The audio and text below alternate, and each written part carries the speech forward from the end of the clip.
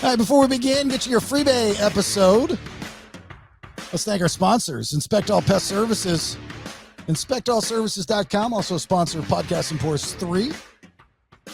Saturday, October 12th, Buford, Georgia, Tannery Row, tickets at TheBaileyShow.com. Inspect All Pest Services, providing the highest quality termite pest and wildlife control, but they also take care of that insulation, pretty much anything around the house, pressure washing, gutter maintenance, and other home services there in Metro Atlanta and the surrounding areas. InspectAllServices.com. Thank you, Nick. Nick's the man.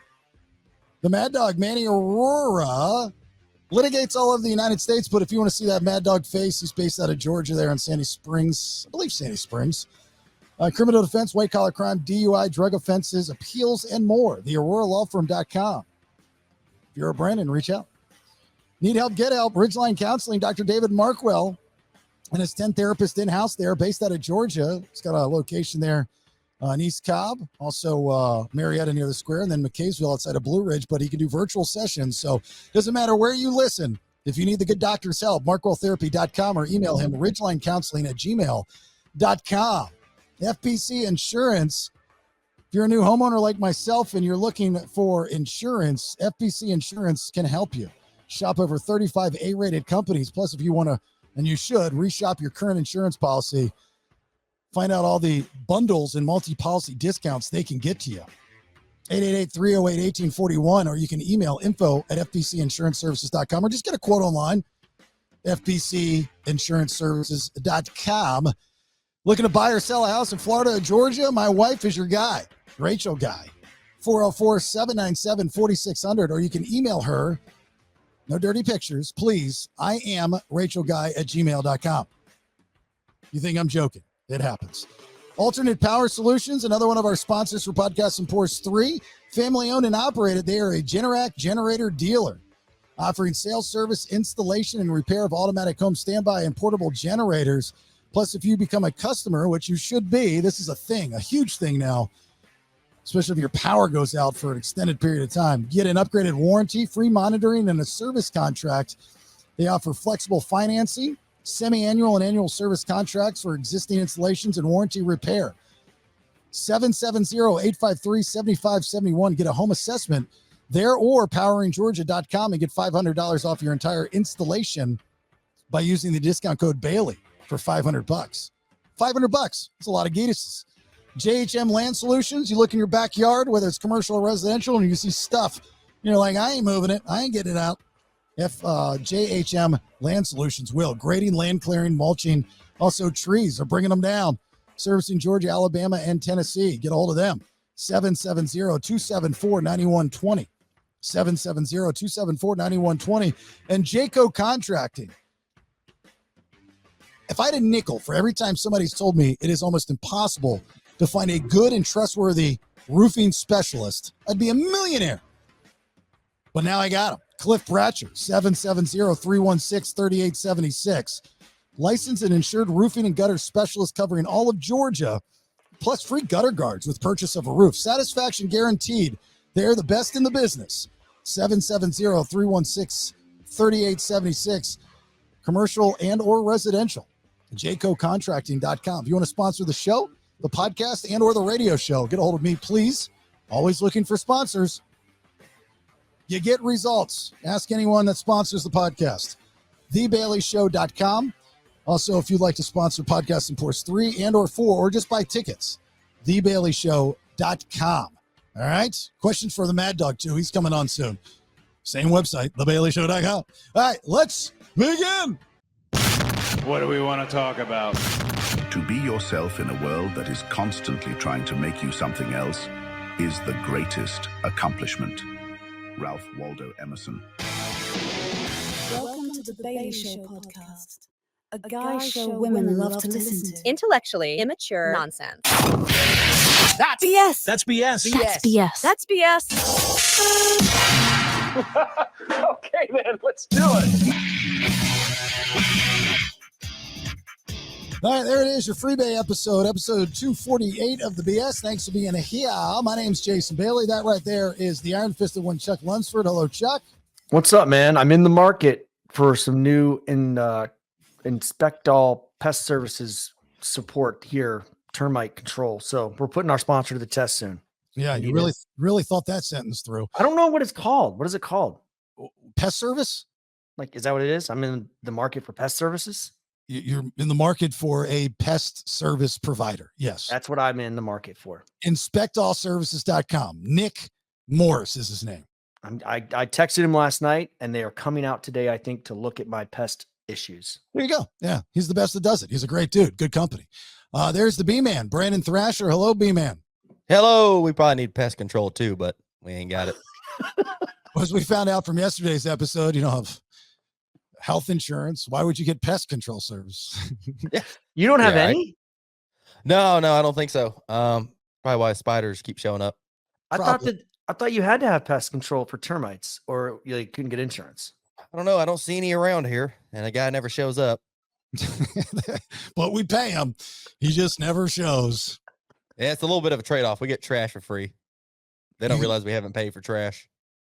Oh, you mean they come and pick it up? They don't give you trash for free. Oh no, yeah, they come and pick it up for free. I have one of those big waste management green bags in my front yard, and because we just did the demo, JFS was down from Atlanta, and we ripped out the tub, and then we put this closet up because we didn't have enough space. So my wife's now got her own closet, and I've got my own closet. What we're finding out now is it's about the same amount of space as I had in the old closet. So if anything, she's getting more space. I'm not getting that much more space. We went through the measurements last night. I was like, you know what? It's nice to have my own closet. I'm glad you have more room so we can get these boxes off the floor in our bedroom finally. But I don't really have much more space than I did in the other closet. I mean, do you have a lot of stuff though? You don't have any collections. Like, you're not a collection guy. You don't have hats or shoes. You're just a normal dude, right? No, I've got probably 36 pair of shoes. What? Yeah. Like tennis shoes or nice ones? I've got a bunch of shoes. I got all kinds of shoes. Why? I got feet.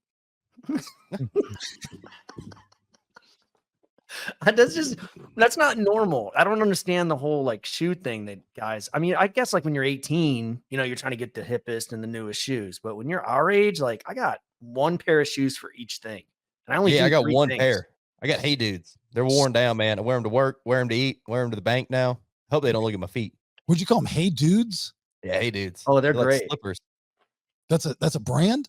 Yeah, I had a dream I got a new pair last night, but I woke up and I still had the same old crappy ones. They're very trendy. They're the new thing. They're like $35 a pair, but they're incredibly, incredibly comfortable. Hey Dudes? Yeah. I can't believe you don't know about. Are you being serious right now? I've never heard of Hey Dudes, the shoe brand. Have you ever heard of Crocs? Yes, I've heard of Crocs. They're the new Croc. But no, they're not. Yeah, they are. They're cool today. They're going to be stupid tomorrow, and you're going to be stuck with the multiple pairs of them. Yeah, but they don't look like Crocs, and they're not made of rubber. Wait a minute. Are those? They look kind of like fabric-y? Yeah. Yes. Oh, they're you buy them at surf shops. Yes. Yeah, you probably can. Yeah, well, Brandon gets his at thrift store. I know that's what that. Put a pair of good sneakers on, especially if you're going to the gym. Don't be the guy that goes to the gym in flip-flops or Crocs or Hey Dudes. Put some freaking sneakers on when you go to the gym. I ain't got to worry about that. I can't wait to drop a weight on your toe. It drives me insane when What do you want to wear? Steel toe shoes? No, when you go to the gym, you should wear sneakers. When you exercise, you should wear sneakers. Not going to protect you. Not going to protect you from a weight. Yeah. Steel toe boots only. More than a Hey Dude. I don't think so. Where are you putting Hey? I wouldn't buy it just based off of the name. Hey Dude. They're very comfortable. Can I get a size 11 of Hey Dudes? Dude, the first year I worked by myself, I wore a pair of Sperry's. And that kills your ankles. Sperry's or Speary's? Sperry's. They're not good to walk in. Sperry's or Speary's? Sperry's. They're Sperry's, right? I don't know who's right here. I'm not going to get in this. I'm pretty sure they're I've never heard them called Sperry's. He learned that when he's in California. They're Sperry's. No, when I was a kid, that's what we wore. We wore the boat shoes. That was the thing, and then you take the shoelace at the end and you'd twist it and turn it. And so you never had to tie it. And you'd put a penny in it. No, those are penny loafers, dummy. What's the difference? Both What? shoes, penny loafers are loafers. They're like dress shoes. But why'd you put a penny in them? Because they're called penny loafers. You're supposed to. That was part of the gimmick of a penny loafer. You put a penny in the little slot, and I guess you'd wear. I never wore them, but that was a thing. Why? I just answered your question because they're called penny loafers. Do you don't have a pair out of your 36? No, I do not have penny loafers in my 36. I have a lot of sneakers, and the reason being is because, like, I had a bunch of sneakers before I had a bunch of sneakers. And I was an Under Armour guy, sneakers. And then I got that planter's foot really bad. And one of the ways to get rid of planter's foot is to get better shoes, better soles, better inserts, whatever. So I literally gave away, these were almost brand new shoes. I gave them all away, gave them the JFS for his kid. Thousands of dollars of Under Armour sneakers, every single color you can possibly imagine. And I went back to New Balance because New Balance they're really good for your feet, especially if you get a new insert. And then I learned about the On Clouds. Love On Clouds. And so this was only like in this past year or so when I was out in California, I must have collected probably 12 pair of On Clouds. Two money bags. Yeah, Well, what are you doing with these shoes? Like, don't you just wear one pair till they wear out and then put a new one on? Look at the bottom of your shoes. Like, oh shit, there's a hole in there. Let me go to the store and get a new pair. well, the idea is to wear sneakers that don't make you look homeless. So if you have numerous pairs of sneakers, you don't have to worry about. I have a couple pair that have been beaten up, sure, but those are my beaten up shoes. Jason steps in a mud puddle and he's like, "Oh, these are done." Throw them away. I've got to go get me a new pair of On Dudes or whatever. On, dude. Give me a pair of On Dudes. What are they called again? Hey, dudes. Oh, hey dudes. Hey dudes, give me some On Dudes. I look so tough on my On Dudes. They're good. They're comfy. Please keep versatile. calling them on, dudes. I feel like I'm floating, just floating everywhere I walk. I'm on, dudes. Because I'm On Dudes.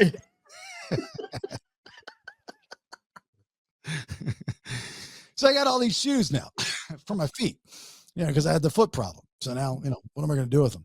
So Rach is going to allow me to have a section of the old closet. Actually, I got to do that today. I got to put up a little shoe rack thing. Save space, space saver, a space. I think you should downsize your shoe collection. The 36 is ridiculous. I can see like 8, but you probably have cowboy boots in there. I do. You probably have tuxedo shoes. I do. You probably have 1 or 2 pair of flip-flops. I do. Slides. 1 pair of Crocs that have not been worn in a very long time. No, never. You never went Crocs. I never went Crocs. I never had a Sad. pair. Never had Crocs. It felt weird on my feet. I don't like the squeaking. But I have like some special dress up shoes that I bought for like one occasion, like some red, shiny special shoes. I've got some black bedazzled shoes. I've got blue velvet shoes, that I wore maybe once or twice. But you don't want to get rid of them because you just never know that special occasion when you're going to need blue velvet shoes. What size shoe do you wear? 11. Okay. Why If you ever want to get rid of some, let me know, man. Well, I will. Why, you think you're still growing over there? No, I'm not. I'm 10 and a half. I can pull off an 11.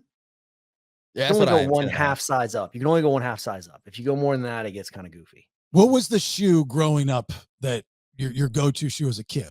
Oh, the Reebok pump. So that's all you bought was the Reebok pump as a kid. Yeah, and I would pump it up so hard that it hurt my feet. And then when I got home from school, I'd be like, and then I'd be able to get my foot out of it. Did you have a go-to shoe when you were a kid? It's mainly Nikes. Well, no, for a while there, I wore a lot of boots, a lot of Ariat boots. Well, you're a lot younger. Chuck, I'm surprised you weren't a Buster Brown kid. What's a Buster Brown? Buster Brown. That was a shoe line.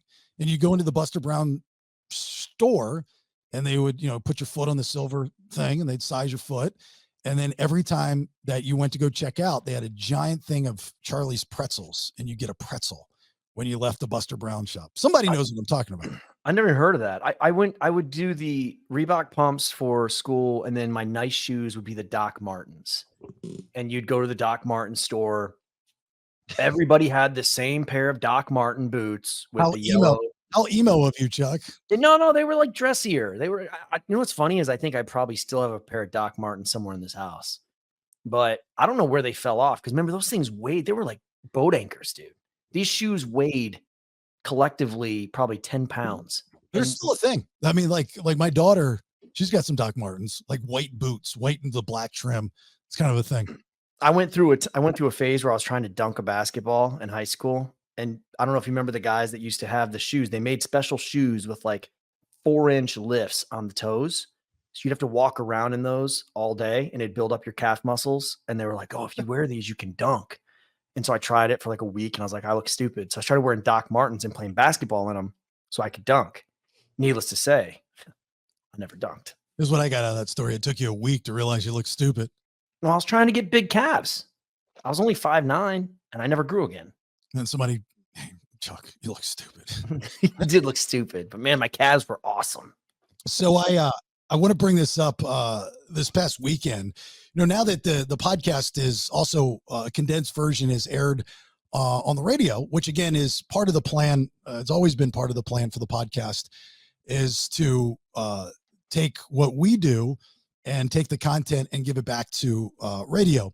I firmly believe that is part of the future of radio with the way the industry is right now. I don't know why they still have 4-hour radio shows. As soon as these contracts, these big contracts with big personalities, no matter how long you've been in the market, how many clients that you have, how great of an employee you are, I'm telling you, 90+% of you are done. You're just done. They can't afford you anymore. So the next step, I believe, would be, because you are talented, is to create your own content and sell it back to radio. Now, granted, it's going to be pennies on the dollar, but still the exposure that you'll get, that'll come back and help you with what you now can control is your narrative and your creative. That is my theory. And I'm all in on this theory. It doesn't mean I hate radio by no stretch of the imagination. I actually, and if you remember a conversation with Mike McVeigh some months ago that was on this podcast, who's one of the most powerful men in radio and always will be. He's being inducted into the Hall of Fame here coming up. He even said, you know, he's one of my close friends, says, you love radio too much. That's why you're doing what you're doing now. You're trying to control your own, or you are controlling your own narrative. And he's right. So with that being said, you know, our podcast will be expanding to other markets, you know, and I could not have done this without the help from my friends here locally at iHeartRadio. And then we'll see where it goes after that. And hopefully the audience, the radio audience, will like what we do and come back and go to thebaileyshow.com and hopefully subscribe to get all the other episodes and unlocked episodes and so on and so forth. So it's a nice circle of success for everyone. But because I'm now back a part of the station in some way, and this was a station that I was on years ago, for those that aren't familiar with my career, this was the station that I had my first show on by myself. After I left the Top 40 station, I went to WJRR, and this is where I really kind of got my feet wet and made my mistakes and learned a lot.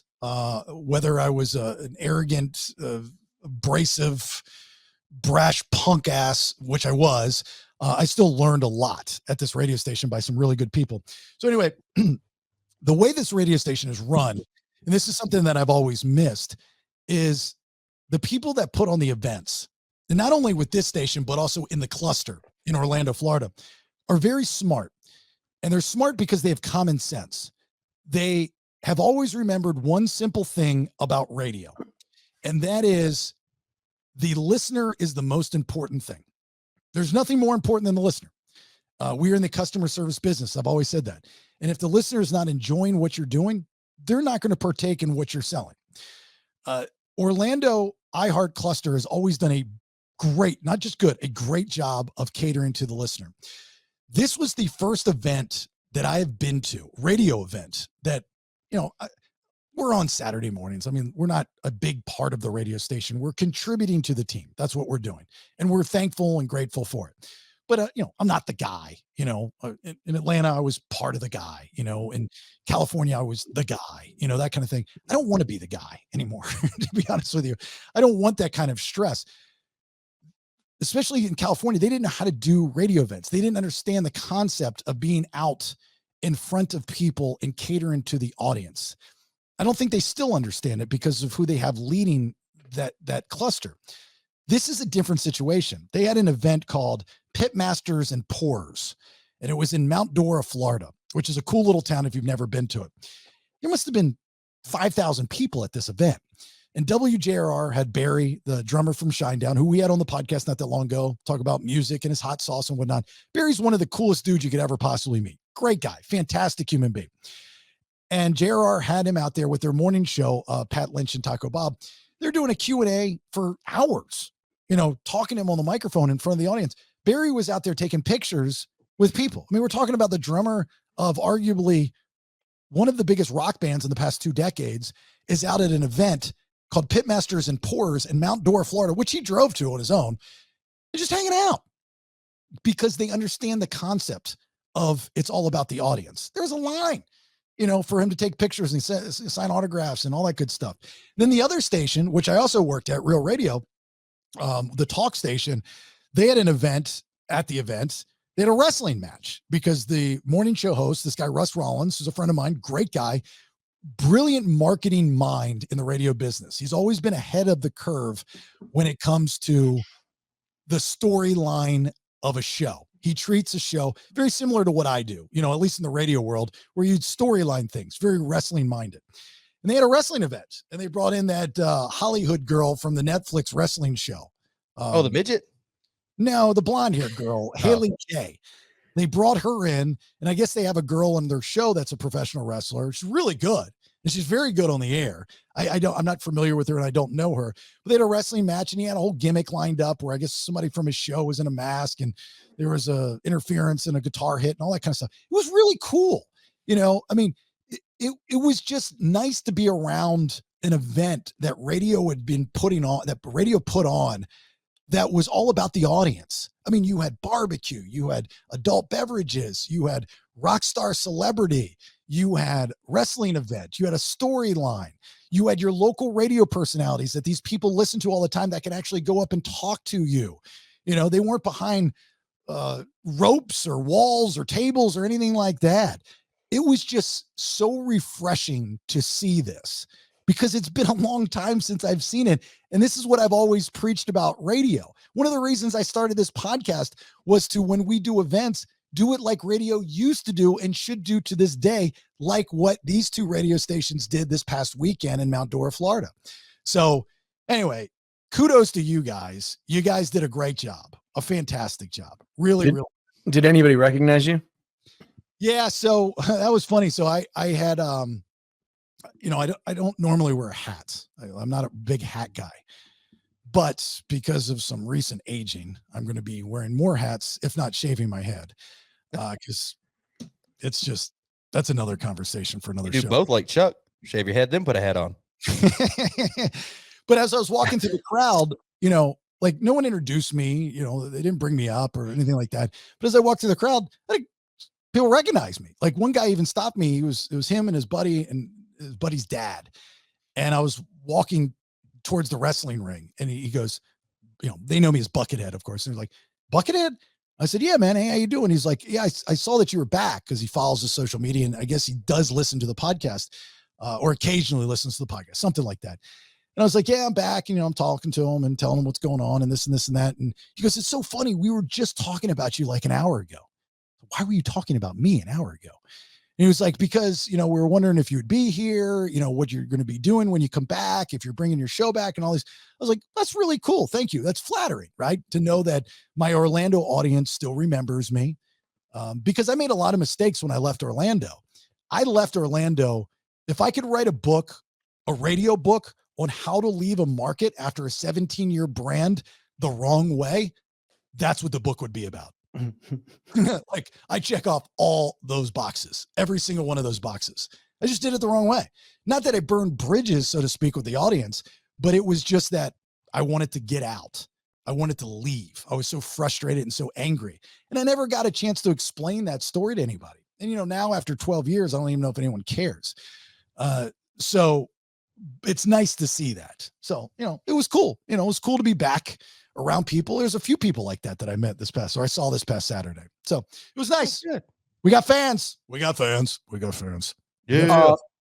Yeah, I definitely texted Jason when he was busy at this event, and I asked him for a favor, and all he said was, I don't have any juice there. And then he put up a picture of him and Barry, and he said, even Barry asked for you.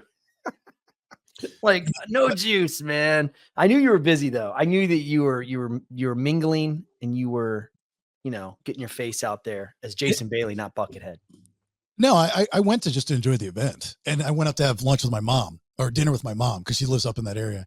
So it's funny you say that. If I could write another book on being right most of the time and predicting the future, I'd write it and check off all the boxes. So if I had more time before this episode, I was going to go back and try to find a clip of you whining about me and my text messages, how they're too long. And I knew that you were going to bring this up and the way that I responded, because when you text me, I text you back while I was in the middle of something, because if not, I would, one, forget, or two, just forget. I guess that's just one. I'd forget. And I wanted to respond to you quickly. So I didn't know what you wanted me to say. No, blah, blah, blah, blah, blah. And I remembered, well, Chuck whined that, a couple times. Bailey texts all this stuff and he emails all this stuff, and it's just so much. I was like, just watch it. I even said to Rach, I go, I'm going to respond with no. And when we record, he's going to complain that it was just a one-word response. No, I wasn't. I didn't. Your actual answer, I said, after you said no, I said, damn. And you said, yeah. And then he sent a photo, and then he's like, even asked Barry for you. And I said, mother.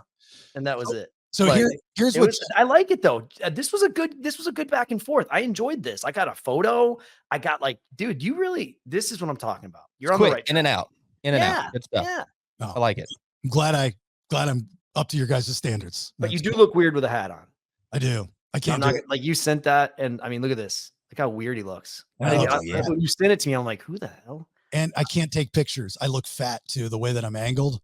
It's just You're hunched over, it looks like. He's got like a little bit of a man boob thing going on. Yeah, it's a bad picture. It's such a bad picture. And your nipples are really hard, which is weird. Well, I'm with Barry from Shinedown. Cold? Oh. Yeah, he makes them hard. I can't do anything about that. Can't do anything about that. There's nothing. So what Chuck texted me was, hey, I bought tickets to go see Jelly Roll. And this is a total Chuck text every time. I got tickets to go see Jelly Roll. He always wants to get backstage. I want a meet and greet. I keep trying to explain to Chuck that backstage does not exist. It's not a thing anymore. So, but in order to appease him, if I can, I will reach out and try to get things done. I think I don't know if it's happened yet or not, but there was, who is it? You got me backstage for Lainey Wilson, for my daughter. Lainey Wilson. Okay. Yeah. So Lainey Wilson, I was able to get him backstage for Lainey Wilson, the meet and greet. So has that happened yet? No. And next week, I already reached out. I'm going backstage with Hootie and Collective Soul next week. And then the week after, I'm backstage with Lainey Wilson. So that's 2 weeks from now with my daughter. And then Jelly Roll's next down the line. And I'm like, I know a guy. Where's Hootie and Collective Soul at? Georgia? Yeah, they're playing Amaris together. But Hootie's the headliner. So usually Collective Soul has a before show meet and greet, which is just like, hey, you go through the line, you get some pictures, and you're done. Then they have the after party, which you usually want to go to. But I have kids. So I told Will, I'm like, hey man, just get us in the beginning. We'll come back. You can meet the wives, blah, blah, blah. And that's it. Well, he's like, oh yeah, we're not the headliner. Hootie's the headliner, and they won't allow anybody backstage before the show. So you have to come to the after party. So I'm like I'm 2 for 2 in the next few weeks going back meet and greets. Such a mark. I shot my shot. What do you mean? I'm not paying anything. I'm asking, hey man, you know somebody that knows somebody. My wife's a huge Jelly Roll fan. Let's go back and say hi. But why? Like, why do you chase the hug? Why do you need to go? No, I like meeting these people, man. Like I've asked, George Jones, RIP. A lot of these artists, Merle Haggard, George Jones, especially the country artists that I dig their story. I dig their music. I like to be able to meet them and just ask the questions that nobody ever asked, that you can get an answer straight from their face. And that's something I enjoy doing. So especially with Lainey, my daughter's 8. But that's not the time to do it. What do you mean? Just asking like my favorite question was, hey man, you've been touring for a long time. Who's the craziest person you ever toured with? And I love getting these old guys' answers. Yeah. And so that's just, and with my daughter, it's an experience for her. It's not the time to do it. That's an interview question. Well, I'm not going to have another chance. It's not like I can call him on the phone or I'm going to see him in real life. A meet and greet is to say, hey, I appreciate your music. Thank you very much for taking this time. You had a great show, and you're done. They get too much of that. Is it like a press conference? Like, Chuck from the BS over here, I have a question. Yeah. Like you want, and you know what they always say? That's a great question. A great question. You wonder why that's what they always say. Because it's a great question. No, it's because that's what they want you to think. It's a great, never been asked that before. You know what? Stop poo-pooing on my parade. Okay. If I want to go back and say hi to Jelly Roll, let me go back. If you had the opportunity to go meet, I don't know, somebody that you really like, or you like their music, or you think they're a great actor or something like that, you would do it. You're not chasing a hug. It's just a cool opportunity. Like, you have a lot of people that you look up to in the industry, maybe not music, but I wouldn't put myself in that predicament. It would have to be like, I'm not going back there doing a Q&A. Like, if I'm with people, or I'm friends with them, like, I'm not going back there. If I go back with Shinedown or Papa Roach or something, I'm just like, hey, what's up? How's the family? I don't remember if this was you. I think this was you, but somebody told me they went back with Kid Rock, and I guess he had like a bunch of spam. It was like the after party. Baloney. And didn't you ask him the question, like, what's up with all the baloney? No, that was his manager. Oh, you asked his manager. No, I didn't ask what's up with the baloney. I made a comment and I said, this is pretty clever based off of Kid Rock, like to have the green room with this. And he goes, yeah, that's what we always do. That was it. I mean, see, that'd be a question I'd ask Kid Rock. No, why is that clever?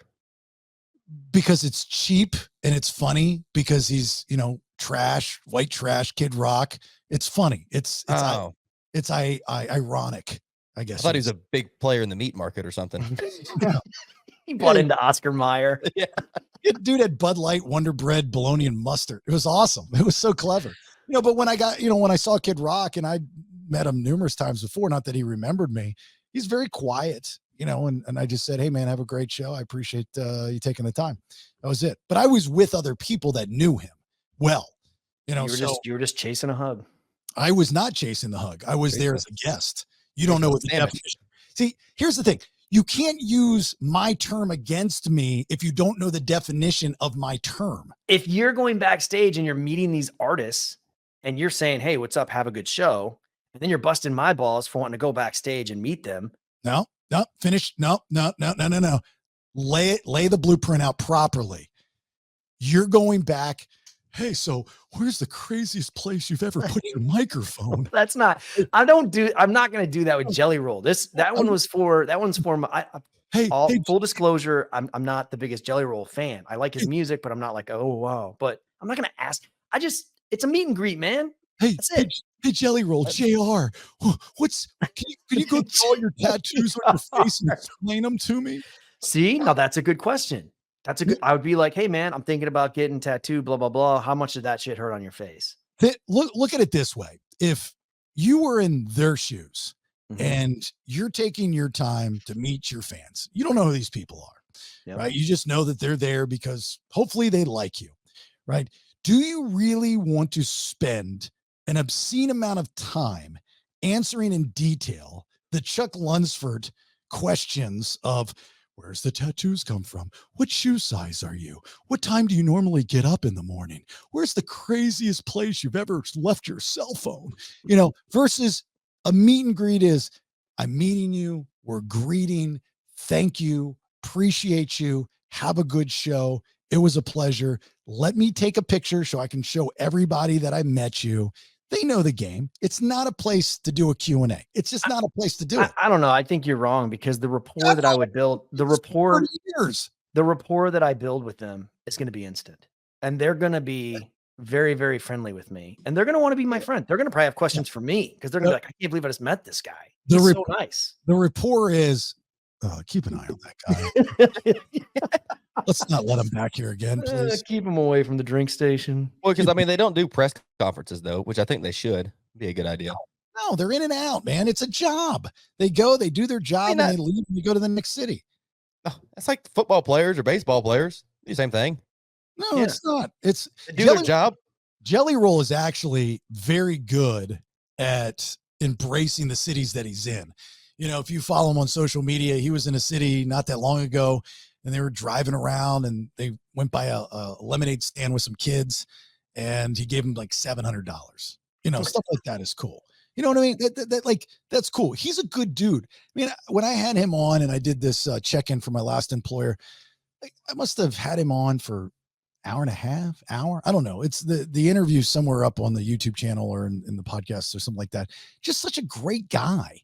He's a fantastic human being. And this guy's been grinding for decades, just now getting his break. There should be zero hate on Jelly Roll, zero hate whatsoever. But anyway, Brandon, Chuck asked me, he's like, "Hey man, going to see Jelly Roll, bought tickets." You know, he threw in the "I bought tickets," so he's not asking. I did buy tickets, which he did on purpose. And so then he goes, "Well, if there's any way you can get meet and greet." I knew it was coming, right?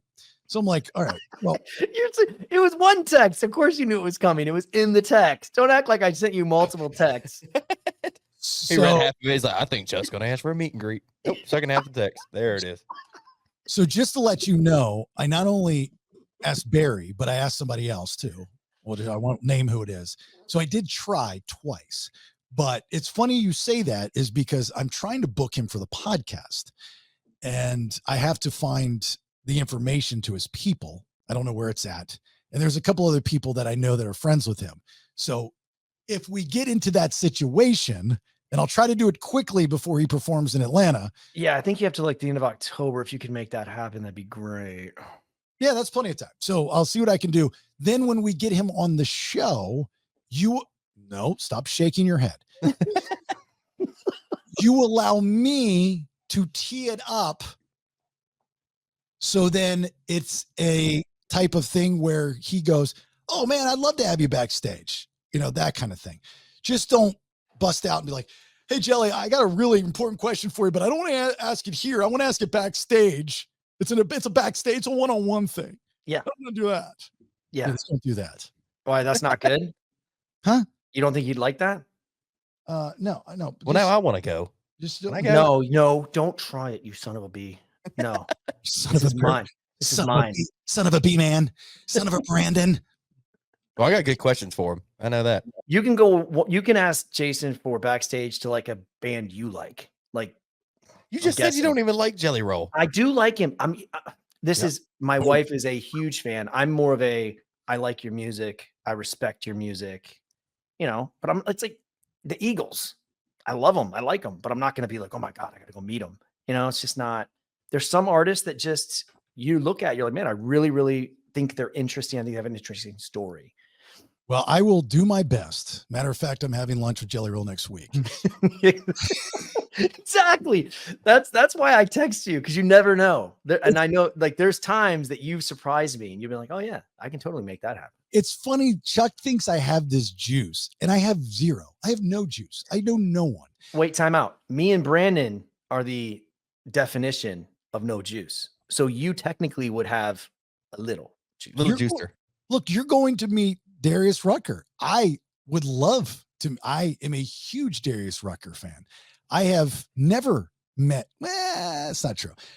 I have never had the opportunity to have a real meeting with Darius Rucker. I sat next to him at an award show, but I did.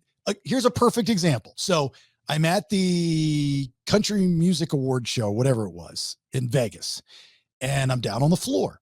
And in the row next to us was Darius Rucker. And before the show started, we were all standing up and mingling, and I didn't see him at first. And so I literally turned to my right, and there's Darius Rucker by himself, just kind of looking around. Had a great opportunity to talk to him, but I did not. I go, "Hey, how you doing?"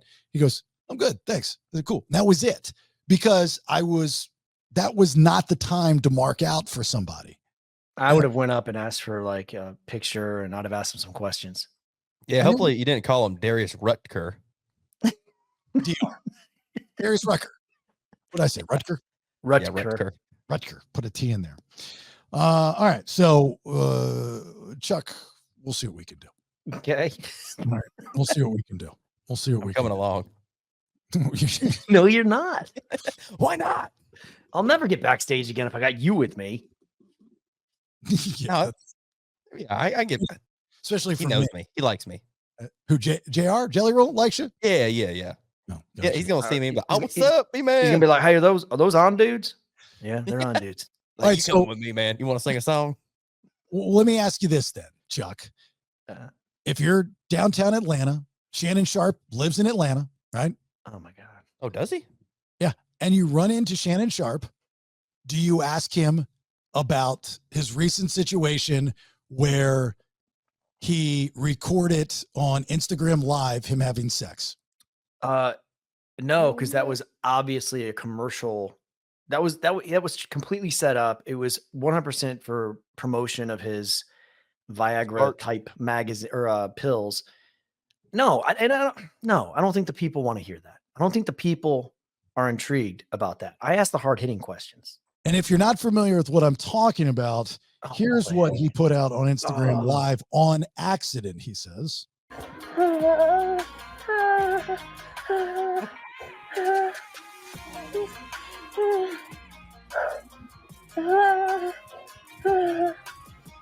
That was just a small What? clip of it.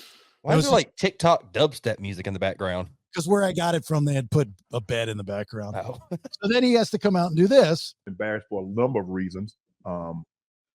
People count on Shannon. There are a lot of people that count on Shannon to be professional at all times, and I always try to be professional at all times. Even when I'm behind closed doors, I still try to remain a level of. Even when I'm behind closed doors, I still try to remain a level of professional, although I'm in the privacy of my own home. And I'm very disappointed in myself, not for the act. I think there are millions and billions of people of consenting age that engage in activity, but to have your most intimate detail on the audio to be heard, I'm disappointed in myself. I call them. I call my sister, my friends. Obviously, my friends reached out, but guys, this was not staged. Came in, I threw my phone. Staged. Came in, I threw my phone. There you go. Did you hear his comments during the sex? Vaguely, I hear him in the background. All I heard was him. He kept going. Uncle He kept Shannon. going. Oh yeah, take that dick. Oh yeah, take that dick. Like he said it like 5 times. Because Ocho Cinco, when they did the interview with him, he was like, "Yo, man, like, why'd you keep referring to yourself like, take that?" And he was like laughing about it. Like now it's all a joke, but it's obviously staged. Even I can't go live on Instagram on accident. Like that is not easy to do. Like you can't. It's not like an accidental button you hit and like, oh, I'm live. So I disagree. I think that it was an accident, and the reason I think it's an accident is because of you. And I see somebody like you at 45 and how tech stupid you are. I can only imagine Shannon Sharpe. He doesn't strike me as a tech guy either. And I'm trying to go live right now on Instagram on how to do it. it's very easy to go live on just about any platform. Branden, am I right? yeah, for the most part. I don't know what Chuck's listening to over there. It's Instagram. I'm trying to figure out how to go live, and there's like no it doesn't tell you. But see, that's the thing is, since you don't know how to do it, it's easy to do it because you just start pushing buttons. So that's what you should find out is how many times has Shannon Sharpe went live on Instagram? If it's something that he clean. commonly does. Would you stop telling me what I need to find and look it up for yourself? Well, every time I open it, claims- listen. You keep telling that to me and Branden. You want us to produce your show or something. All right. Freaking computer in front of you. You effing look it up. And stop playing your stupid music. Driving me insane with this. Look it up. Who the hell do you think you are? You look Instagram. I was like, I dude. wish there was some place we could go to find out information. Y'all look under some stones and get back to me. He's got a freaking phone and a laptop in front of him. And he's like, hey, why don't you guys produce my show? Produce my Okay. segment. Why don't you guys look it up for me? Okay, I'm asking you guys because I don't know when you're on their Instagram, like I'm on his Instagram right now. If I go live, right, would my live video be saved in here, or once you go live, is it gone forever? It's gone. It's gone, Chuck. It's gone. It's just gone. It's just gone. Well, from my investigation, it does not appear that he goes live very often. Well, what do you you wouldn't be able to tell that from that because it disappears. But he did say that he had never went live before. Said that was the first time he went live. So you Claimed he got- did. So you've got to You got to alright, make so- a post and you scroll over to live. yeah, you just go like I'm going live in 3, 2, 1. I mean, it's really simple. So checking connection, and you're now live. So it's very, very simple to go live. It's not difficult. And I could, and if Shannon Sharpe already had his Instagram up where you can choose between reel or post or stories, and he scrolled over just one tick and he hit live, now I've got 10 people have already just joined. I'm 13 watching. I'm one of them. Okay, 13 people in just joined, 12 people. So it's easier. Like if my phone were in my room and I had Instagram up, and by the way, guys, if you're just joining us, we're recording the BS podcast, but we're talking about how easy it is to go live on Instagram. I can't figure it out. So it says Not very easy, apparently. Someone said you have no sound. Yeah. Well, see, there you go. Now Where are you guys finding this?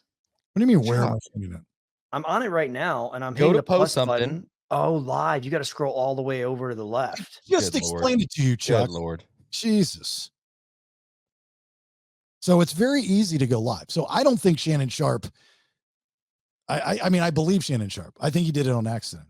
I think it was and that's the other thing is the whole, if you're going to put a porn out like Paris Hilton or Kim Kardashian, right? Those guys, you want video, not just audio. And that's old school stuff. Like who wants to listen to it? If you're going to do it big, and it doesn't work the same for guys as it does for women. We all know that. There was the guy, Ray J. He was the one that slept with Kim Kardashian, right? Yeah. Nobody remembers him because he was the guy in the porn with Kim Kardashian. Now, Tommy Lee is a different situation because the dude was hung like a fire hose, so that was different. And that was one of the first of its kind. You know what I mean? Well, how long was his live video? That'll tell you if it was staged or not. It was like 4 minutes, wasn't it? See, maybe it wasn't staged because if you're trying to sell Viagra pills, you're going to want to keep that live video going on for like 40 something minutes. And that's the other thing is he was worried that ESPN was going to fire him. Why? It was an accident. You say it's an accident. You're trying to oopsie daisy. Oh, so what? Now the world knows that I have sex. Who cares? It was an accident. I'm sorry. Move on with your life. Shut up. Let me do my show that I do well. It's none of your business. We all make mistakes. It wasn't like he was dressed up like Hitler and, performing a Holocaust play or something. I mean, it wasn't something horrible. It was doing what we all do anyway. It was an accident. No big deal. You move on. And by the way, if you heard this woman, it sounded like he's pretty good at what he does. Well, apparently it's not Michelle Beadle. She came out with a statement saying she was not the Michelle in the video. The blonde. Yeah, because I guess the girl's name was Michelle, and so Beadle came out and was like, "Hey, just said was not me." Oh yeah. I like her. She's friends. She used to be friends with CM Punk. I know she's hot too. Yeah, she's She cool. work at ESPN? She used to. Yeah, Jinx. They fired her, didn't they, for something? Oh, they fire everybody. So I'm on, Instagram Live. Hello, guys. Blah. And that was so easy to do. And I think accidentally you could do it too. Like I see some of this, like Facebook, I think is really easy to go live on. Some of the streaming stuff, not so much. But Facebook Live is real easy. I've actually, I think, accidentally done it sometimes. They even have a practice option on Instagram Live. You can practice being live, Chuck. You practice. Well, that you're not helping his case. I mean, I don't think it doesn't seem as easy. I don't know. I think he staged it just because of his sponsors. That's my thing. What guy in that situation working for ESPN, right, would stage a bad audio post of him sleeping with a woman? A guy he's getting paid so much money for that sponsorship. His sponsorship is huge from that company. It's not Hims. Can't remember what the hell it is. Sparks. Sparks. Whatever. Row by Sparks. Is it worth though getting fired from ESPN? Well, I mean, he's got his own show besides that, the Club Shay Shay podcast, so might be doing okay. And I can't imagine how much they paid him for that. I mean, that's a huge. I mean, huge payday. Warren Sapp got fired because he's trying to pick up a prostitute at a Super Bowl in Vegas that year, right? Which, I don't remember that. Again, you're like, I just stay out of my personal life. You know, if it doesn't bleed over to the business world, don't worry about what I do at home. Don't worry about, because everybody's a freak and everyone's got skeletons in their closet. Just because that little old lady that goes to church every Sunday, and she probably goes to church on Wednesdays and Fridays too, don't think that woman doesn't have unpure thoughts on any given day. And 30 years ago, she was a freak in the sheets. Don't think that's not a thing. Everybody's got it. It's just some people are better actors than others when they're out in the real world. I don't know, man. I don't think Chris Collinsworth has it. Every single one of those guys, the sports guys, are you kidding me? Collinsworth? Chris Collinsworth, I guarantee that dude's a freak. I can see Joe Buck, but not Chris. He's over here whacking off to Patrick Mahomes throws. Talk to some of those old Cowboys, like Troy Aikman. Ask him about the White House. I can see that. Yeah. And not the White House in DC, but Google it. You'll see what I'm talking about. The Manning brothers. Oh, I've heard stories about the Manning brothers. They've just been good hiding it. But here's the thing is that when those stories come out later in life, when you're in your 40s and 50s and 60s, for some reason you're tagged as this bad guy of something you did in your 20s. But yet when you're in your 20s, people always tell you, make your mistakes when you're in your 20s. Do the freaky stuff when you're in your 20s, just get it all out of your system. We've all been through it. If you think your grandmother had never done a threesome or thought about having a threesome, you're an idiot. I don't care what year she was born. I don't know though, man. Back then they got married when they were 10. Yeah, they were having threesomes at 18, man. No, they got married at 10. It was like a different world, man. Like back then, World War II and all that. Oh man, I don't know. I just don't think that the freakiness didn't really come out until the late 60s. It's like the thing that bothers me is the judgment and then the judge and jury without due process. And if you've got, like you're saying, oh, it was all set up, it was all rigged and stuff. Okay, that's your opinion. But if the source, which would be Shannon Sharpe in this case, says, no, it was an accident and I apologize, you have no choice but to believe him. Oh, come on. You think he's going to come out and be like, hey, guys, I staged that. Pretty cool, huh? Like he would look like an idiot. Dave Grohl just came out and said, hey, look, I cheated on my wife, my family, and I knocked up another woman, and I have a baby in this world. Yeah, but that's real. That's real. And he's getting judged for being honest. But that's real. That's a big deal. We're comparing it to a sex scandal with babies and extramarital affairs to a guy that just threw his phone in the corner so they could hear him stage a sex act to promote his penis pill. That phone was not in the corner. That phone was between butt cheeks. That's some pretty good audio. No, there's video. You haven't seen the video? Oh, I didn't know there's well, there has to be video. Yeah. Yeah. The video is like it's like laying on a bed, I think. Yeah. Side of the bed. Camera facing. Just so happens you can't see anything because he staged it. Yeah. The camera's like looking at the ceiling, but you can see the side of the bed. Does Shannon Sharpe really look like the guy with the brains to stage an accidental Instagram live sex video? That's why this is so stupid. It's obviously staged. Like imagine I don't know, you get sponsored by X and then 2 weeks later, you're accidentally going on Instagram and promoting X. Like, come on. I mean, put 2 and 2 together. You got a big promo, you got a big payday. Now you're going to promote the thing, but you're going to do it accidentally. Oh, I just love how well my lawn looks, man. Sparky, you're the man. And IG's like live in the corner listening to the conversation, like, man, my lawn's never looked better. I love Sparky's lawn service. All right, I'm getting off Instagram Live. I was just proving how easy it is. If you guys want to hear the rest of the show, this will be released Wednesday. The BS podcast is a Freebae episode, but subscribe, please, thebaileyshow.com. Thanks for joining the experiment. I'm out. Why did you stay on so long? Because I forgot that I had it in my hand.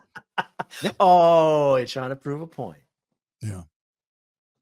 There you go. That was easy. Brandon, what do you think? Fun. You've been very quiet through all this. Do you think it was staged or real?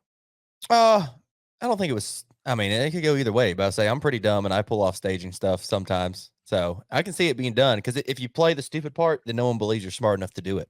But I don't know. I've never accidentally went live. I'll tell you that. And who's trying to post something on Instagram before you have sex? Like, what? What are you posting on there? Hold on for a second. I got a post I got to do. I'm done. Well, and I don't think it's crazy to think that it's not staged. I mean, it's not outside the norm. I'm just saying, I don't think in this case it was staged. And if it were done on purpose, who cares? It worked. I mean, like, who cares? Why is this a big deal? The man was having sex in his house. You know, that was consensual. It's not like you heard some girl say, no, let me go. Stop. The ropes are too tight. My wrists hurt. Shannon Sharpe, stop, please. It wasn't anything like that. The dude was pounding. And he's very good at it by the audio. Listen to this again.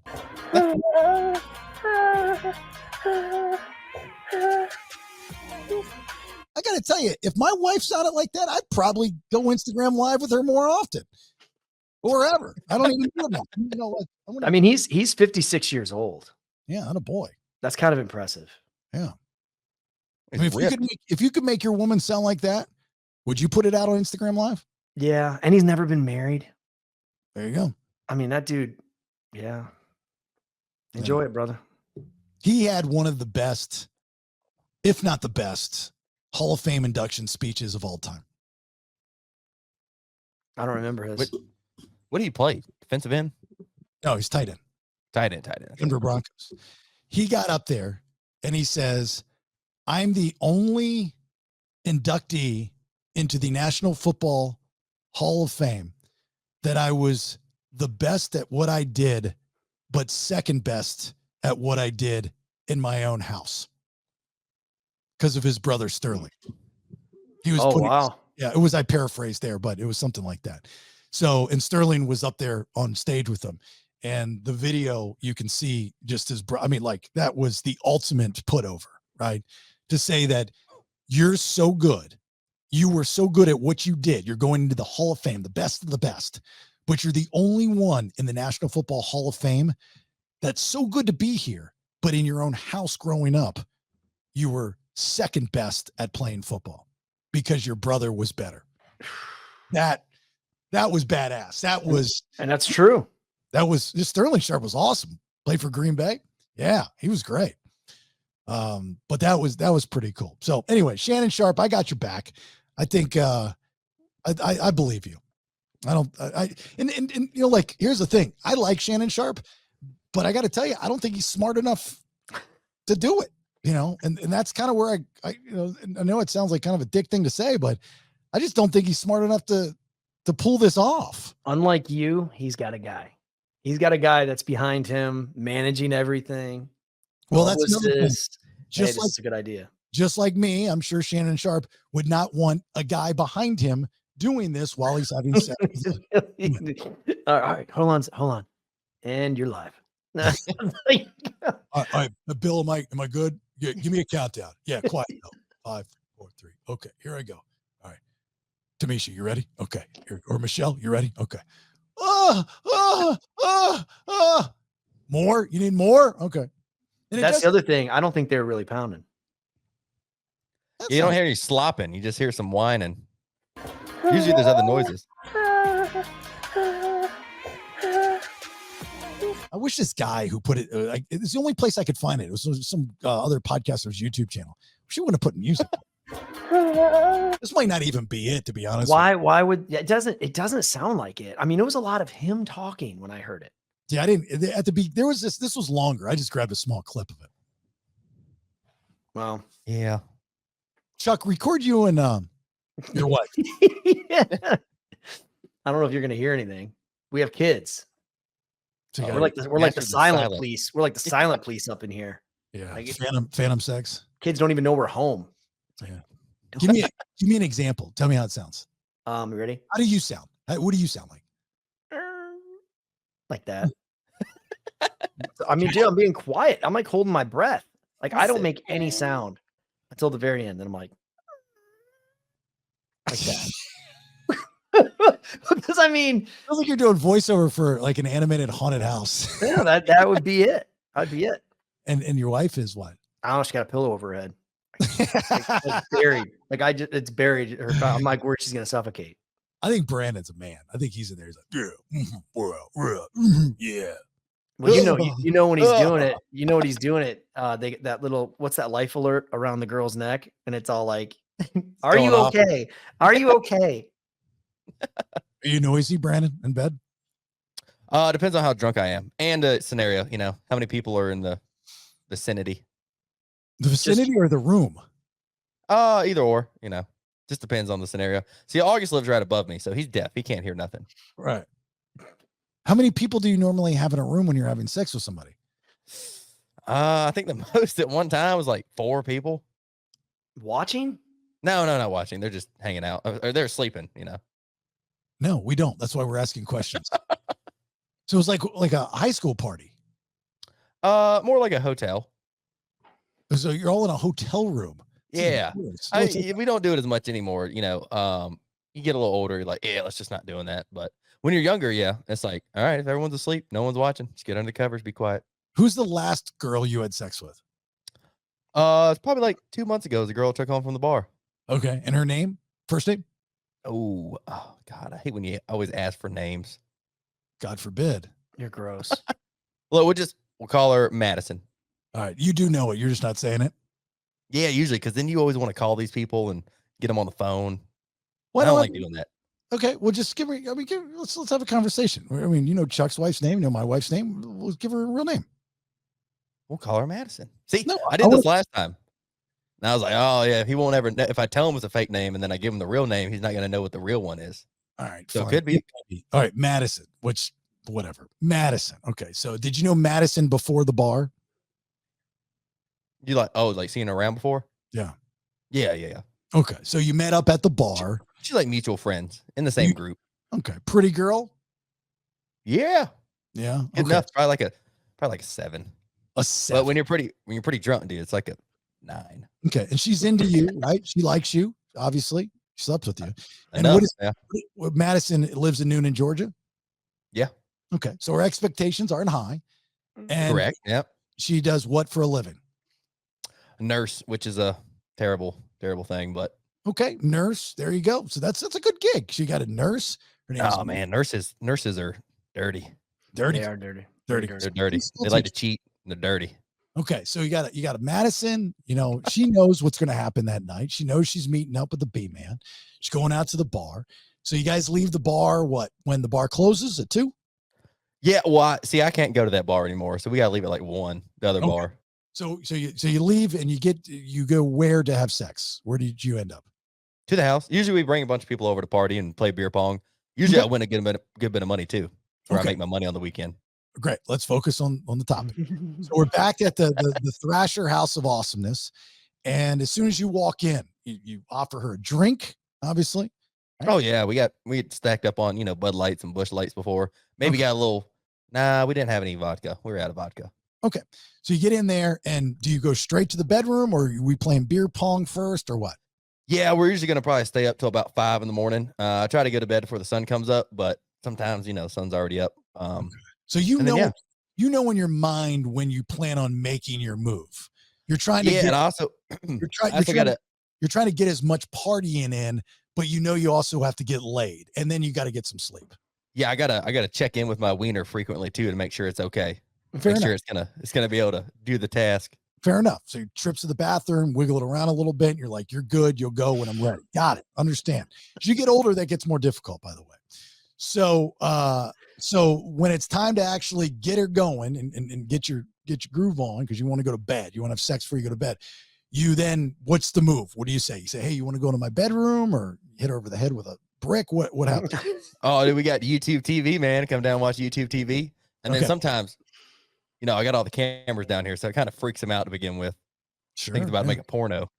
So the aphrodisiac in Noonan, Georgia, to a woman is you've got YouTube TV. They don't realize that that's on all the televisions. It's a plus. It's like staying at a nice Airbnb. So she's just over the moon impressed that you have YouTube TV on the downstairs TV. Yeah, but like 8 inches from the top, there's like this line that goes across, which really bothers me.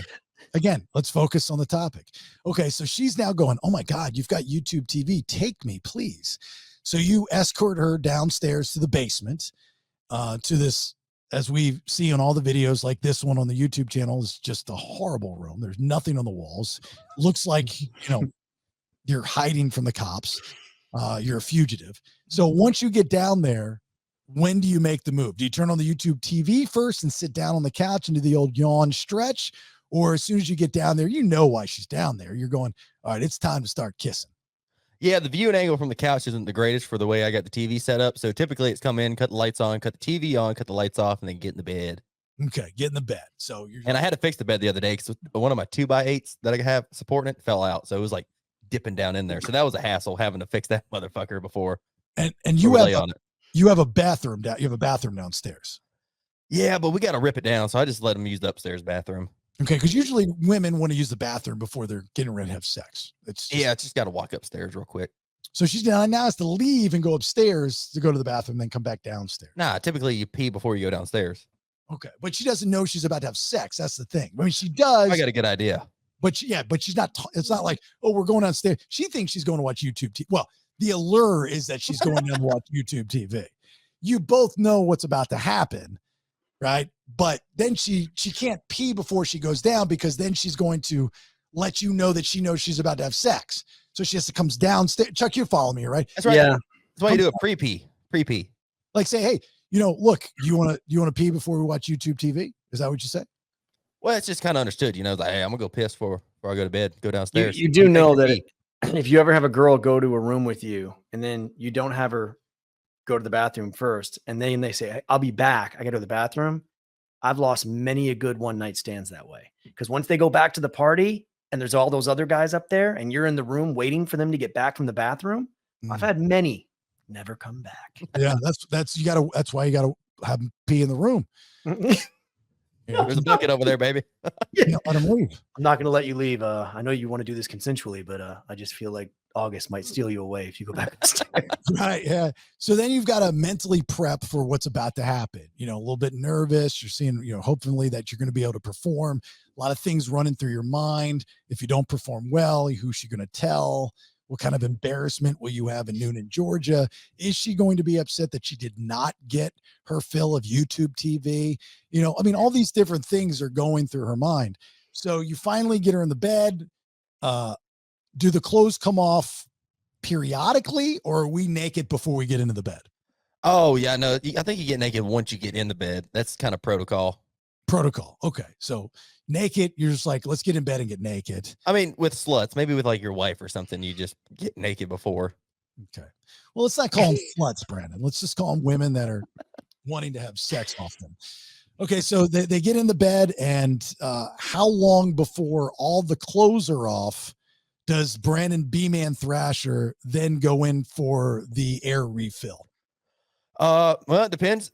We got to find something on YouTube TV if it's Saturday night, depending on the time. If it's really 5 o'clock in the morning, then college football is probably off, sadly. But if it's still college football time, toss that on.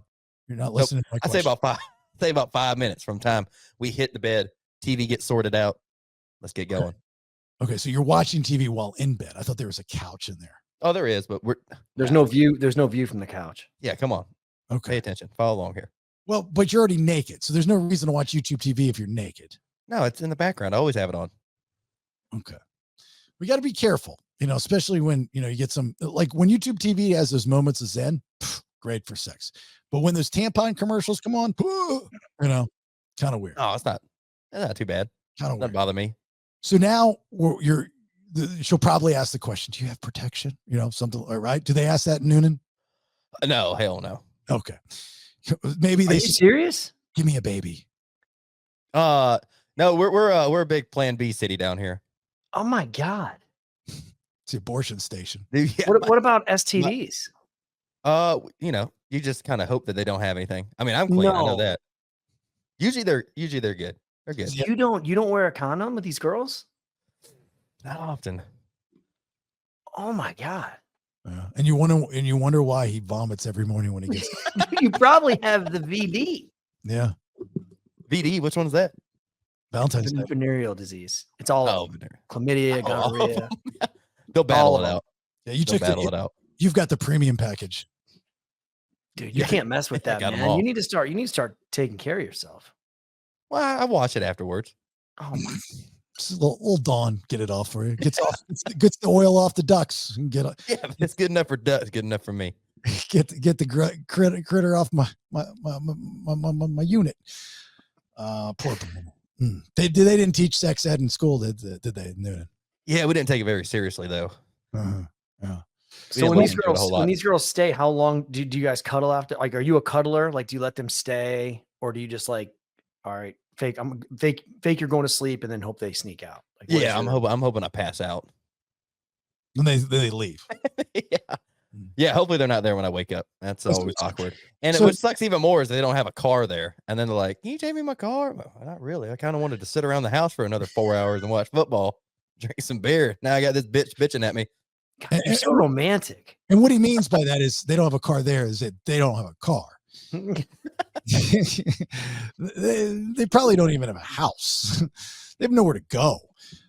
Okay, so it gets to the point where you're in bed and you're about to go at it and stuff. So the noises, okay, like, you know, you give them all right, are you ready? Here it goes. 3, 2, 1, you know, that kind of thing. And then once it's happening, you know, what does Brandon Thrasher sound like? A lot of labored breathing, probably within the first 45 seconds, you know. Give me an example. Like that, and then start getting real sweaty. Mm-hmm. Do you hear that? No, I heard a The mic doesn't pick it up a whole lot. Like do it louder. Like a large exhale, and then a deep inhale. And that's Like you're doing like breathing classes. like if you're pregnant. Yeah, never been pregnant, but probably close to it. And the girl is doing what? And she sounds like what? You know, she's starting to warm up. I don't know if she's lying to me or she's faking it, but you know, she's getting a little like sounds like a, you know, maybe a chipmunk getting ran over. Like that was more of a horse giving birth, but All right, you know what? Maybe Shannon Sharpe's audio is fake. If these are the noises you guys. Yeah, okay. So maybe it is fake. All right, you know what? I'm going to change my mind now. Because if both of you guys' sounds are like that, then this is porno stuff. What does Rachel sound like?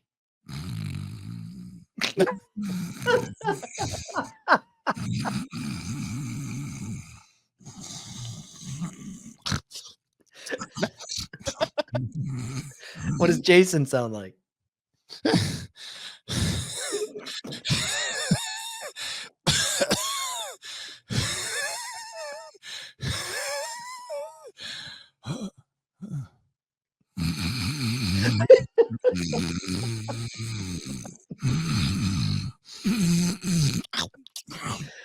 Now that's the sounds of a happy marriage.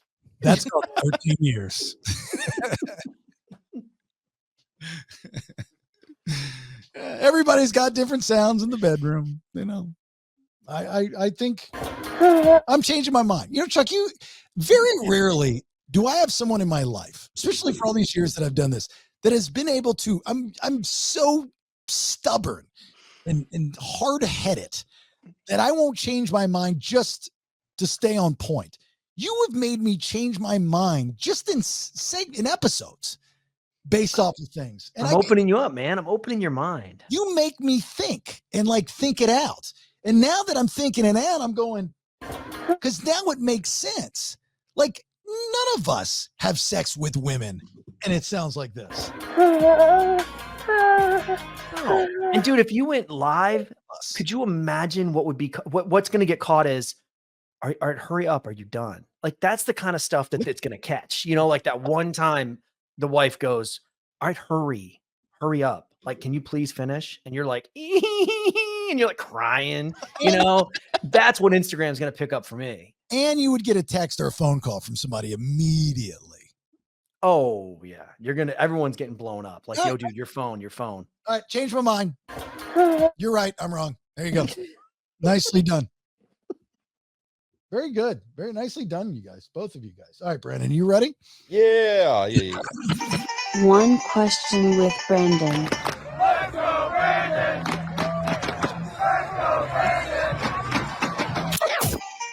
All right, one question with Brandon. Here we go. Okay. Is there anything that can prove that we're not living in a simulation? No, zero. I think we are. I believe in that. Yeah, but well, I'm going to say death. Death proves it? Well, yeah. I mean, death is, especially certain deaths, are very painful. And when you die, you don't come back. Unless you're saying like reincarnation, where you come back, but you don't know what you were in the past life. But Yeah. I mean, death is death. Like, that's curtain call, baby. I mean, once that happens, that means you're not in a simulation. But what if you do come back and you don't know that see, everybody thinks that like if you're reincarnated, and when you think reincarnation, you always think of like whatever religion, Buddha or whatever the case may be. You never put it into a simulation type of world, like a non-religious situation, like more of a scientific situation. So what if when you die, you're reincarnated, but you just don't know you're reincarnated? You just come back as another person. So your soul's being reused. Yeah. So and that's why sometimes you'll have deja vu, or you'll know people or know things that you never, or there's no reason why you should know. Yeah. Like the developer just put that information into you. Like Right. Sims. So I've told this story before. I don't know if I've ever told it on the podcast, but I remember telling it on the radio years ago in Atlanta. And this was one of the coolest things. It's unfortunately that I had to hear this story because of why I heard this story. But there was a guy that I knew that was a trainer at a gym, and he was friends with an ex like Navy SEAL badass guys, seen stuff, right? Seen more stuff than any of us will ever fathom to see. Horrible things. And he has a theory about death. And the reason why he shared this is because a few years back, those in the Atlanta area will remember this, the quarterback for Roswell High School died. And it was a fluky thing. He was injured. He had a shoulder injury, I believe. He went to the hospital and some complications happened. And the next thing you know, he's dead. It was such a sad thing. And, you know, I was there at every one of those football games that year. And then the following year, and they would, you know, put up his number. I get goosebumps just saying he's a good kid. He had big things to do in this world. It's very, very sad. His parents were obviously devastated. The community was devastated. And if I remember correctly, how the story goes is this ex-Navy SEAL guy requested to speak to the dad. The dad was in a really, really bad place. And he told him his theory on death and how we never die because our body is made up of electricity. And what happens to electricity? Electricity never dies. It just jumps. So when our body shuts down, the electricity in our body will jump to somewhere else. And I'm not doing the story any justice, but that was the idea of the story, right? Is that when we die, our electricity leaves our body, like our soul leaves our body and goes somewhere else. And it made a lot of freaking sense the way that I heard this story. I had never heard of that theory in my entire life in America. Never, ever heard that theory before. And so going back based off of the simulation and you bringing up death, right? What if our body's electricity, when we die, however we die, horrible death or not, immediately when our body shuts down, jumps? Take religion out of the equation 100%. And I'm a believer. but just take this different theory. Just humor me for a second and say the science of it, us as a vessel, as a unit, as a vice, right? That's what we are. Just jumps to something else. Well, I don't even think that that's taken, you don't got to take religion out of it. I don't even think that goes against religion to think the body has a soul, and that soul, I mean, obviously Christians would say, well, you go to heaven when you die. No book says anything about the soul can't jump and you cannot live many, many lives. I just think that's kind of a reach, man, with a simulation. And you're talking about being controlled by, because obviously a simulation be controlled by a human, correct, Brandon? Is that the simulation you're talking about? Oh no, it'd be like an alien entity. Oh, see, now you're talking my language. Yeah. That does scare me a little bit because I think I totally believe that there's that life form out there. Obviously. And if you don't think so, I think you're out of your mind. Like there is other life out there. That would be what scares me the most. So you got to be more intelligent than what you're simulating. Cause like, the game like Sims, like those people in there, they might have real life, thoughts, AI in there, but they're all trapped in this world in this guy's computer. So like a rat. The whole simulation idea is a fairly new open conversation to have, right? Back in the 90s, when I was at the University of Central Florida, one night, me and my buddy Jeff, we're in our room at CVI, and we had this, we called it the Golden Hammer, is what we smoked out of. And this damn thing was cool. It was like a relic. It was awesome. It was heavy, and it was about a foot long, and that's what we get high on. And our room was cool. It had a loft in it, where our couch, CVI is not the nicest place, but it's like an old hotel room. And the guy that had it before us, this guy, Doug, they had built, like, pretty much split the room in half. So on the bottom, there were two mattresses. Those were our bunks, our beds. And then on top, we had a couch, which you, in order to get up, had to duck in order to sit on the couch. But once you sat on the couch, your head was not hitting the ceiling. It's very odd, but we made best with the space we had. We were the do-it-yourselfer brothers, property brothers before the property brothers. And one night we were up there. This would have been probably 1995, 96. And we had some people over, I think some people in town, and we were token off the Golden Hammer. And I had come up with this concept, which is very much what we're talking about right now. And it was the best high conversation I've ever had. Like, think about any time you've been high and then rank the conversations that you've had and the best to the worst. And I came up with this concept of, and this was kind of the start of reality television too. And I said, what if we're all living in a reality television show? And I use the analogy like at Disney. I don't know if it's still there, but there's that room where you walk through and this just was one screen and it's just like this one long movie, or whatever. I was like, what if there's a place like that on another planet, and aliens, that was like their entertainment. They're walking through it and they see different screens of us. And there's already a script laid out for us. So me telling you this story right now, somebody already knew I was going to tell this story at this time on this day. But the audience didn't know it. Just the guy that wrote the script or the program knew that I was going to do it. That's trippy. Have that conversation. What about, me and Brandon might not even be real. You know what I mean? Yeah. Like you're literally, Jason, you're the only one that's real. Me and Brandon are just computer generated. I'd buy that. Yeah, but also it's like, this is how it's really real, is because if you think about people in comas, that's a simulation inside their brain. They're living in a simulation inside their body. Oh, so you're saying like we could be in a coma right now, one of us. Or you could be in a coma. Or like the aliens could, instead of putting us in coma, we might be on an alien ship somewhere and they just got us over there just running the simulations through our heads. But a coma is the most realistic simulation I think we can prove. Why is that? Because people that are in comas can hear and see, but they can't react? Well, no, because they're living in a whole nother world and they think it's real in there. Then they wake up, they're like, what?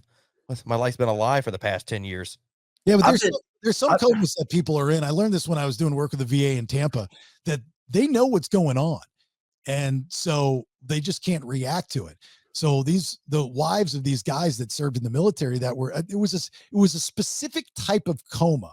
There was a name for it, but what they would do, I thought this was brilliant. they would close the door and they would get naked and they would do things to try to arouse them while they were in the coma. And both of these women would say they could see a different reaction. Like they could just feel something from them while they were in the coma.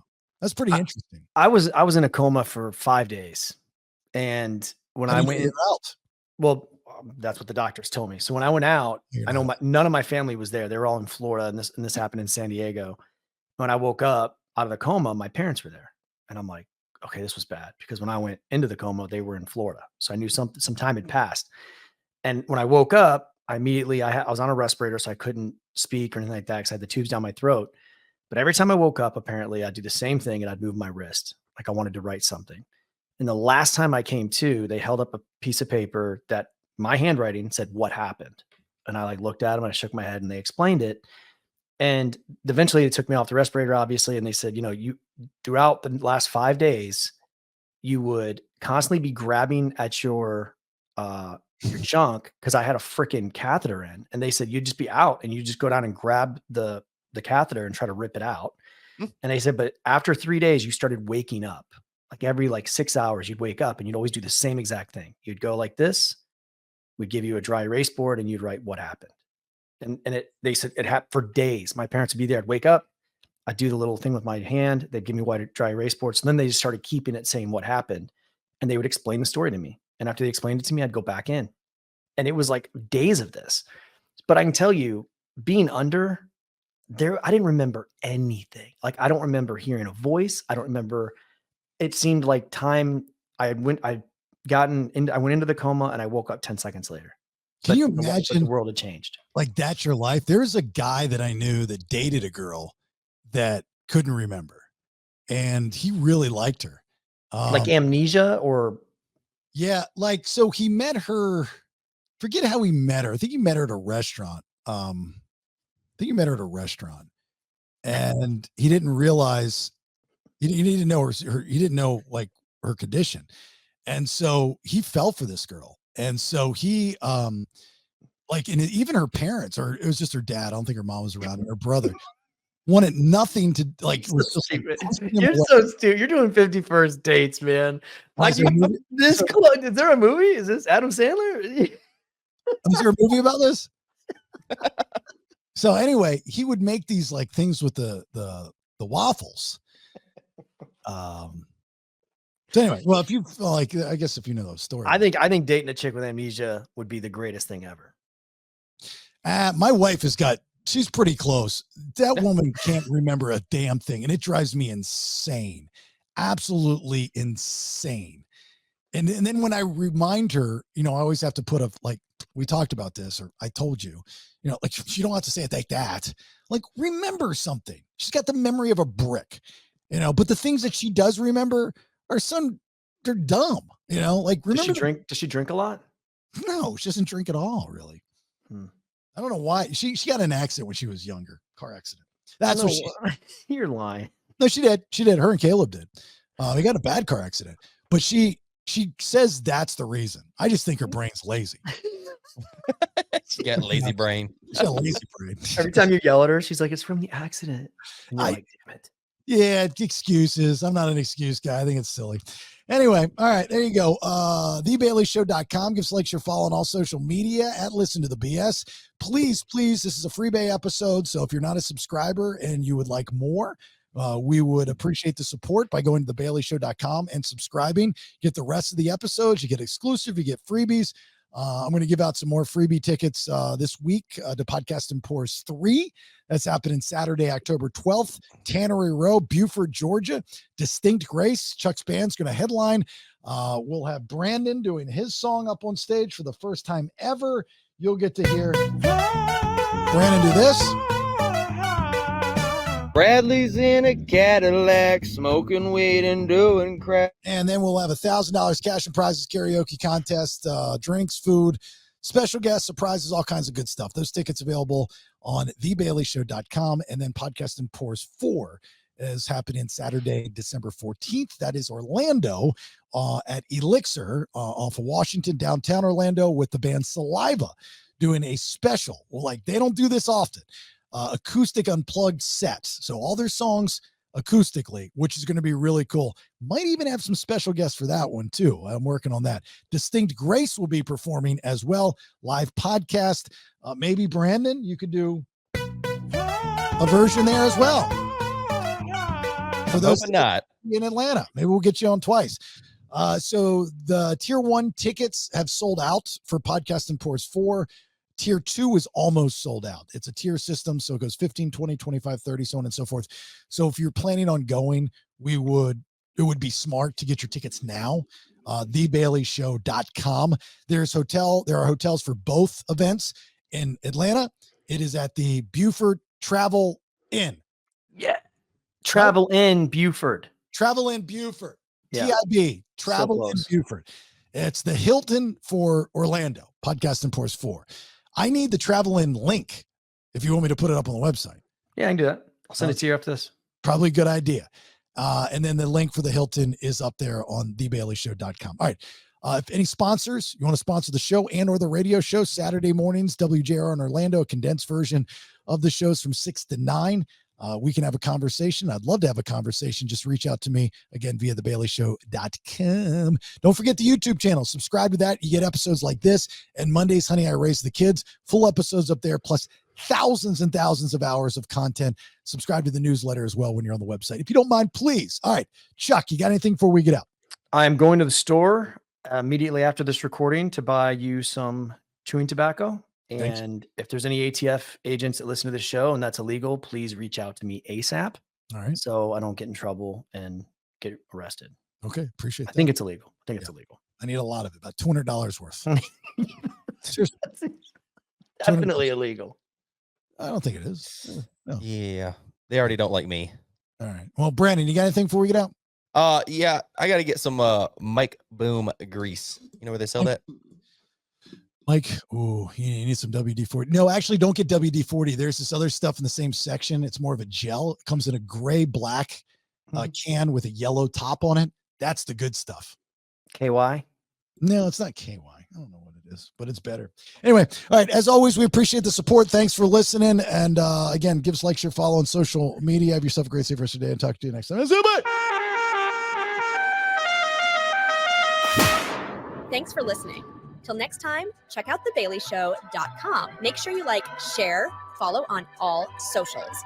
I leave you with these parting words. Never got a pink slip either. You know what I would get? A guy would come around to my desk and say, "Get the fuck out of here!" What do we want to talk about? Subscribe at TheBaileyShow.com. Yeah, baby.